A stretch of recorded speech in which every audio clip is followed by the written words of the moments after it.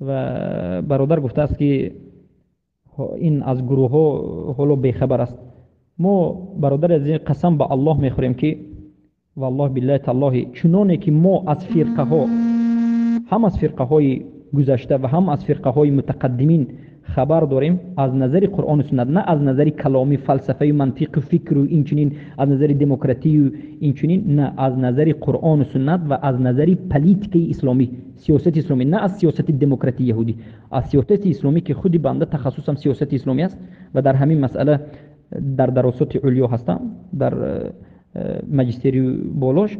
اون مقصد چیست؟ مقصد این که از فرقه ها معلوماتی که ما داریم، از این گروه ها، از حزب ها، از تمام فرقه ها معلوماتی که ما داریم الحمدلله کافی است، شافی است. ما خود رو کامل نمیگیم، لیکن نسبتی حزبی ها کافی است، یعنی کاملیم، لیکن باز روز به روز ان شاء الله حرکت کرده استیم. کمال صفت الله هست، ما ناقصیم، لیکن نسبتی دیگر یعنی اهل بدعت ما الحمدلله در این مسئله خبر داریم و سخنمون رو نه از تعصب، نه از بدبینی شخصی معینی، نه از پول مال، نه به خاطر حکومت، نه به خاطر چیز دیگری، به خاطر الله سبحانه و تعالی میگوییم و امیدواریم که الله به ما اجر دهد و امیدواریم که وظیفه خود رو ادا کرده باشیم، که وظیفه هر یک طالب علم و علما در وقت فتنه و در وقت کمبودی همون کمبودی رو بیان کردن.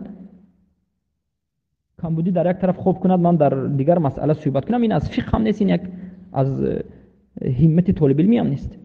بارک الله فیکم. اما طالب علم همراه اونها هستند یا نیستند، به ما فرق ندارد که کی همراه اونها است.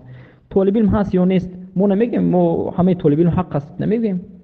هستند طالب علمایی که حالا مرجئه هستند، حالا نفهمیدند هیچ چیز، حالا نه ایمان را نفهمیدند، مسئله ایمان را حالا نفهمیدند، مسئله کفر را جدا کرده طالب علم ها بسیارش نمیتواند.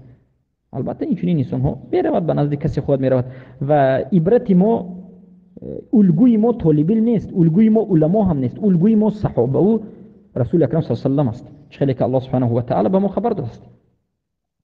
اسوه حسنه ولکم فی رسول الله اسوه حسنه لمن کان یرجو الله والیوم الاخر. و شما ای مؤمنان پیامبر صلی الله علیه و آله این الگو و این نمونه زیباترین است، کسی که الله رو میخواد، رسول الله رو میخواد. بارک الله فیکم.